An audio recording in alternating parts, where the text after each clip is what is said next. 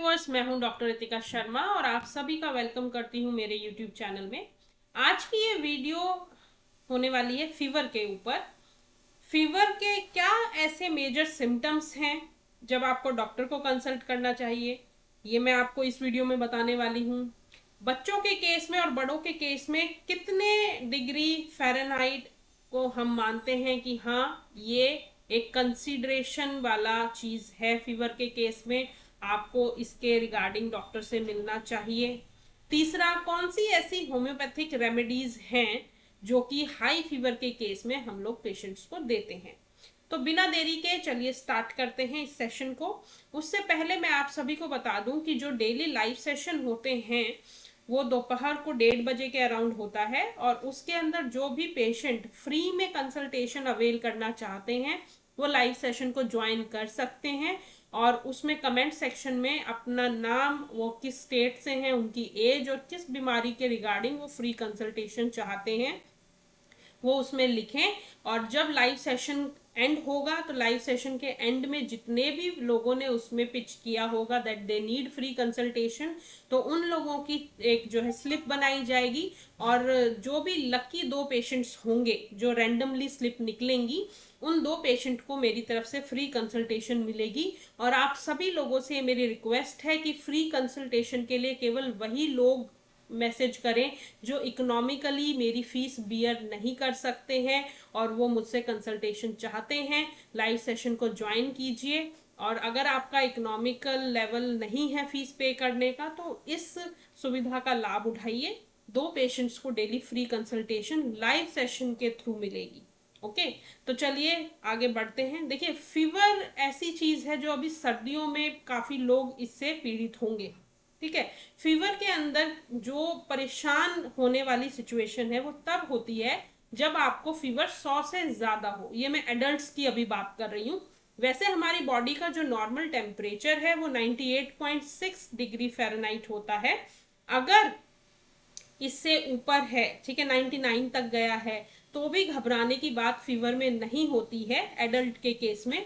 Adult के case में अगर आपका बुखार 100 से ऊपर जाता है, ठीक है, 102 तक जाता है और उसके अंदर आपको नॉर्मल, ठीक है, बॉडी पेन, वीकनेस, थर्स्टी आपको फील हो रहा है, ठीक है, आपको बहुत ज़्यादा वीकनेस फील हो रहा है, ये जो कॉमन फीवर के सिम्टम्स हैं जिसमें कि वीकनेस है, हल्का फुल्का पेन है, बहुत ज़्यादा प्यास लग रही है, स्वेटिंग हो रही है, इन कॉमन सिम्टम्स के अलावा अगर जो अलार्मिंग सिम्टम्स हैं जो अब मैं आपको बताने वाली हूँ, आप पेन एंड पेपर लेके उनको नोट कर लीजिएगा। अगर ये सेट ऑफ सिम्टम्स या पर्टिकुलरली 1 या 2 सिम्टम आपको फीवर के साथ देखने को मिलते हैं, ऐसी कंडीशन में ये अलार्मिंग साइन होते हैं जिसमें हम पेशेंट को एडवाइस करते हैं कि आपको तुरंत अपने near by homeopathic, allopathic, Ayurvedic जो भी आप पैथी में बिलीव करते हैं उस डॉक्टर को दिखाना चाहिए। ठीक है, तो वो सिम्टम्स हैं कि अगर आपको फीवर के साथ बहुत ज़्यादा सीवियर हेडेक है तो ये एक अलार्मिंग साइन होता है। ठीक है, ऐसे केस में जब आपका फीवर 100, 102 ऐसी रेंज में वेरी कर रहा है और आपको बहुत ज़्यादा सीवियर हेडेक है, आपको ज़रूर डॉक्टर को कंसल्ट करना चाहिए तुरंत।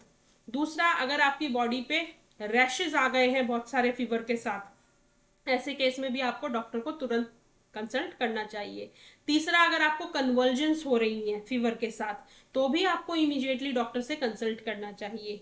चौथा, अगर आपको यूरिन पास करते समय पेन हो रहा है फीवर के दौरान, अगर आपका बुखार 102 है और आप यूरिन पास कर रहे हैं और आपको पेनफुल बहुत ज़्यादा यूरिनेशन फील हो रही है कि मैं यूरिन पास करते समय अब बेनतहा पेन है, ऐसे केसेस में भी पेशेंट को डॉक्टर को इमीडिएट कंसल्ट करना चाहिए। इसके अलावा अगर आपको बहुत ज़्यादा शिवरिंग है हाई फीवर के अंदर और उसके साथ साथ वॉमिटिंग जैसा लग रहा है, आप कुछ भी नहीं खा पा रहे हैं, जो भी ले रहे हैं वो वॉमिट आउट हो जा रहा है, शिवरिंग है, ऐसे केसेस में भी आपको तुरंत अपने डॉक्टर को कंसल्ट करना चाहिए। तो जो अलार्मिंग साइंस हैं उनको लिख लीजिए। अगर आपको सीवियर हेडेक है, बॉडी पे रैशेज हैं along with high fever, urination में प्रॉब्लम है, एब्डोमेन में पेन है, पूरी बॉडी सीवियरली दुख रही है, कन्वर्जेंस है, ठीक है, शिवरिंग के साथ साथ आपको वॉमिटिंग जैसा भी लग रहा है और इस सारे सिम्टम के साथ आपकी जो शिवरिंग है वो फ्लक्चुएटिंग है, ठीक है, नाइट स्वेट्स बहुत ज़्यादा हैं, ऐसे केसेस में आपको इमीडिएटली डॉक्टर को कंसल्ट करना चाहिए। और साथ ही साथ फीवर के इन सिम्टम्स के साथ पेशेंट को ऑपरेस्ट ब्रीदिंग है, बहुत ज़्यादा डिफिकल्टी हो रही है सांस लेने में, तो पेशेंट को तुरंत जाना चाहिए अपने नियर बाय डॉक्टर के पास कंसल्ट करने के लिए। ठीक है, वहीं अगर एडल्ट्स में 100 से कम फीवर है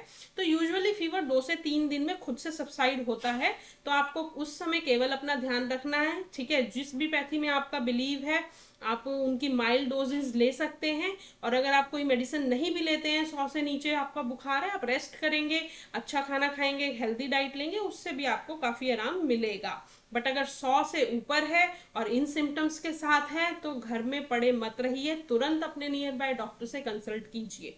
ये तो हुआ एडल्ट का केस। अब हम बात करते हैं छोटे बच्चों की। देखिए, अगर आपके घर में कोई बच्चा है, ठीक है, जो कि 3 महीने से लेकर 24 महीने की एज ग्रुप में लाई करता है, तो ऐसे केसेस में हम बोलते हैं बच्चों के केस में अगर लो ग्रेड फीवर है, ठीक है, तो वो भी एक अलार्मिंग साइन है। बच्चों के केस में आपको फीवर 100 से ऊपर जाने का वेट नहीं करना है। लो ग्रेड फीवर भी अगर बच्चों को परसिस्टेंट है तो वो भी उनके लिए हानिकारक होता है। आपको तुरंत पीडियाट्रिशियन से मिलना चाहिए, या होम्योपैथिक डॉक्टर जिस पे आपका ट्रस्ट हो, या आयुर्वेदिक डॉक्टर, जिस भी पैथी में आप मानते हैं, आपको तुरंत बच्चे को वहां लेके जाना चाहिए। ठीक है, पीडियाट्रिशियन के पास लेके जाइए, बच्चा बहुत छोटा है, ताकि वो चीजें कंट्रोल हो सके। ठीक है, वहीं अगर बड़े के केस में भी कई बार ऐसा होता है कि लो ग्रेड फीवर बहुत समय से चल रहा है, तो ऐसे केसेस को भी नजरअंदाज नहीं करना है। यूजुअली जो लो ग्रेड फीवर एडल्ट में होता है वो 2 से 3 दिन में अपने आप नॉर्मल हो जाता है।